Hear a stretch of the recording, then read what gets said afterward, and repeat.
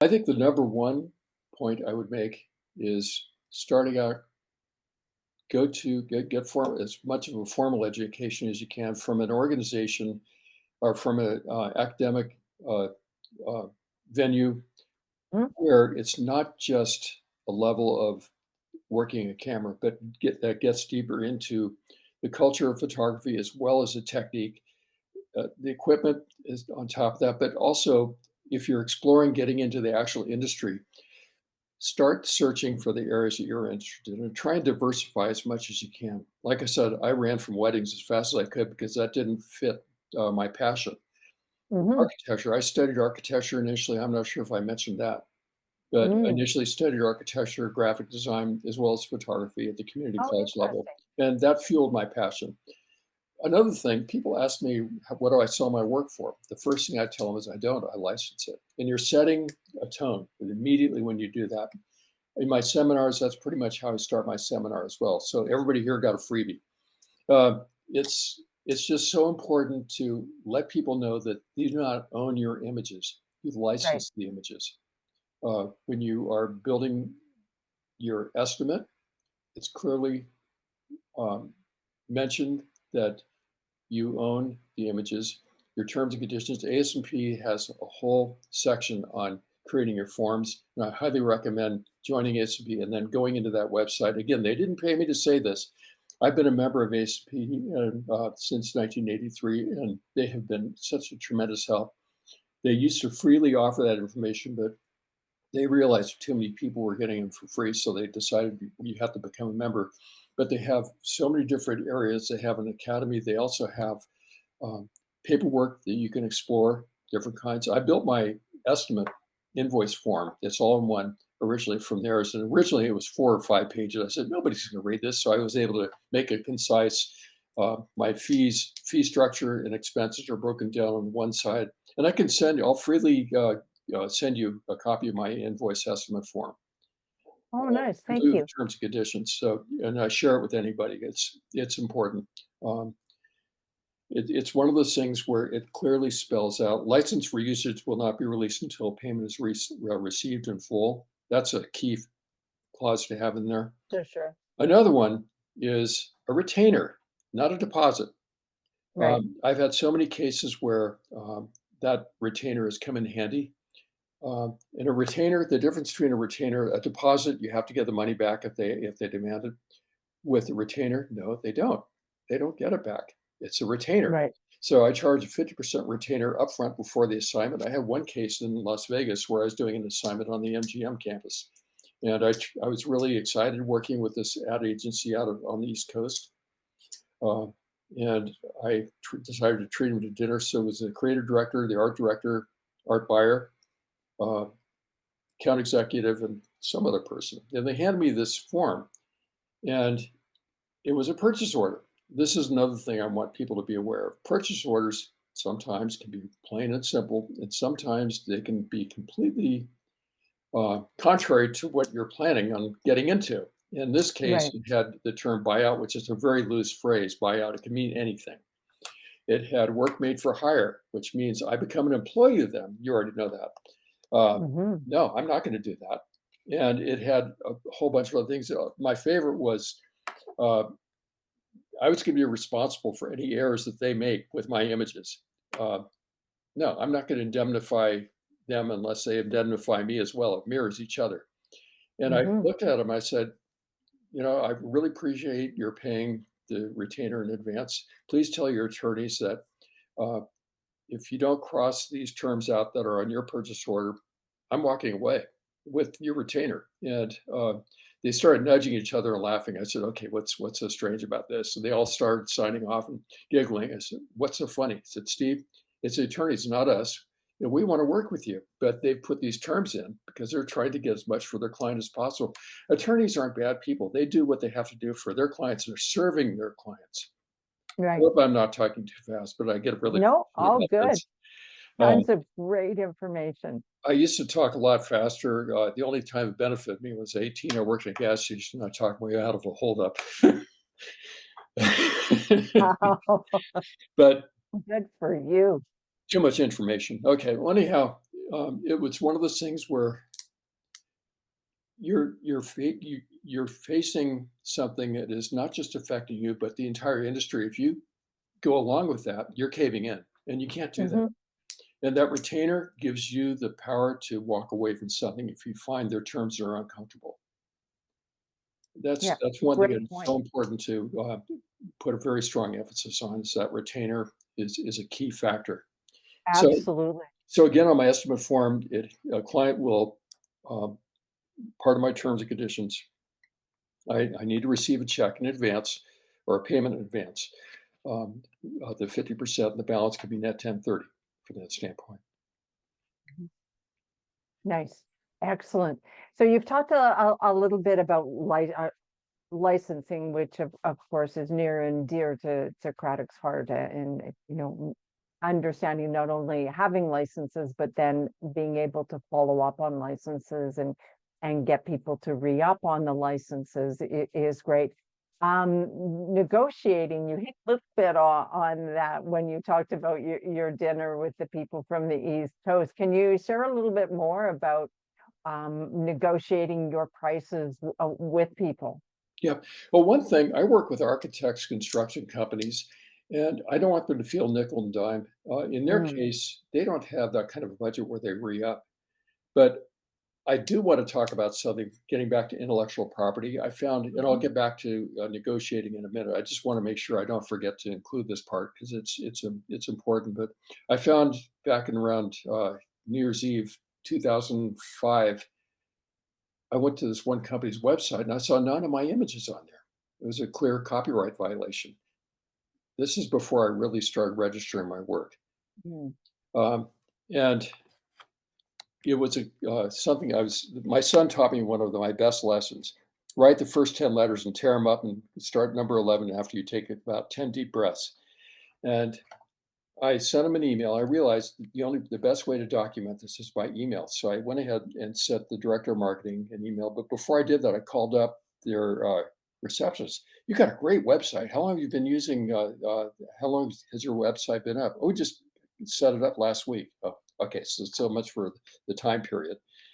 And I said, well, who's your director of marketing? They gave me the person's name. So I reached out to her after she came back from vacation, and I told her what was going on. She said, "Well, I thought we owned the images." I said, "Absolutely not. The client agreement that I have is and this is another key term in estimates. My images are non-transferable to third parties. Any third Right. party requesters must uh, request usage or licensing directly through Steve Whittaker, Whittaker Photography."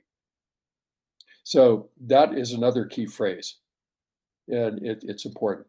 Um, I basically said, "I'm going to be invoicing you. Have you used these images anywhere else?" No, no, this is just it. And so I took her at face value.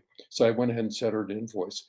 Um, about 3 weeks passed. I called again, and she wasn't responding. So I called again. I called and I sent her a couple of emails. And I finally got a call from the president of the company. It was an engineering firm, and I found a lot of engineering firms are just plain cheap. They try and get away with as much as they can. They said, "Mr. Whittaker, we own these images." I said, "Absolutely not. I sent your marketing person a copy of my contract with the architect, and it has those clear terms that these images are non-transferable." I didn't see that. And I Mhm. understand, sir, that sometimes somebody may think that they have access to the images where they might pass it on to you, but you absolutely clearly do not. Tell you what, I'll write a check, but for a complete buyout, I said no because my client would be really upset if I did that. Oh no, we're good. No, absolutely not. That's not going to happen. And I'll specify terms. Tell me how you want to use the marketing images. Tell me what your needs are. And I found working with people is one of the best ways. My golden retriever Mhm. taught me the best thing about working with people. Just smile occasionally, and don't growl too often. Right. And I found working with people is one of the easiest ways to make things happen. And I try it as much as I can. You're talking about negotiating. I got a check Federal Express the next day for the specific license. This is way back when faxes were still working. It was almost after telegraph, just after Right. after they started cutting the wires for the telegraph poles. Um, so that was a good lesson for me. Lesson number two, I worked with Hewlett Packard in an advertising agency. We did an executive briefing center at Palo Alto. Client was really happy with the work. About a month and a half later, I see my image in the San Jose Business Journal on a full-page ad, and it was for the construction company. I never licensed to the construction company. I called Mm, this guy up, and I could picture this guy with a big Cuban cigar in his mouth and a hard hat on his head saying, "No, I own the images." He had a wonderful New York accent. And I apologize to anybody because I'm probably butchering that accent. But he uh, he was convinced that he had free access to the images. And we, after about 15 minutes of going around in circles, I got a job for you. I want you to do this job. I pay you good money. Let's deal with this first issue, and then we'll take care of that job. I really appreciate it, but we need to settle this first. Okay, okay. But I want you to know, I still own the, sir, you don't understand. There's a thing called the 1976 copyright law. Whoever creates the images owns the images. right, And this is before I understood the value of registering my work. So right. we settled on an arrangement where he had access to the images one more time after this, and he paid for the previous usage plus the upcoming usage. And then Right. he did another image with, about 3 weeks later, I saw another one of my images, completely unrelated. So we went around in circles. And he said, my attorney's going to want to talk to you. I said, bring him on. So I got a call from this guy, Mr. Whittaker, you're harassing my client. I said, no, your client is using my images without a license. I use that word instead of saying a copyright violation because I want to start it Right. in this direction. But he's using my image without a license. Okay, I want to see a copy of your contract, a certificate of copyright registration, and the transparency on my desk in the morning. I said, I just realized you're two blocks away. Get off your tail and come down. I've got a light table. You can see the transparency. I've got the contracts, all the documentation, except the one thing I didn't mention to him, that I didn't have it registered. I didn't have a certificate of copyright registration. I didn't understand the value of that at the time. Right. That's the last time I tried bluffing. Oh, getting back to that first one, where I Hmm. saw the 9 images, about a year and a half later, they called to relicense the images again. So Nice. you're also educating clients by sticking to your guns. So I wanted to do that. I'm sorry, I'm bouncing back and forth, but that was the wake-up call as far as the value of copyright registration. And For sure. there's some real ramifications to reinforce it. Uh, and we can talk about that later. In my seminar, Protecting Intellectual Property, I get into that quite a bit. Uh, it's Nice. it's something that is just I can't pound it into people the value of that. Absolutely. So talk to me a little bit about pricing. You touched on it depending on the usage and those types of things, but let's learn a little bit from your experience around pricing. How do you develop your pricing? And yeah, just how do you develop your pricing? Usage, depending on the type of usage, how it's going to be used, the time involved, and Hmm. again, I work with a creative fee now instead of a day rate. And the difference between a day rate, you're locked into a specific time or beyond that. But it doesn't include the licensing. It does not include the prep time. It doesn't include anything that goes into project coordination. I got into some pretty interesting projects where I would light up entire buildings and Mm. having to deal with permits, everything else. Um, a day rate doesn't cover that.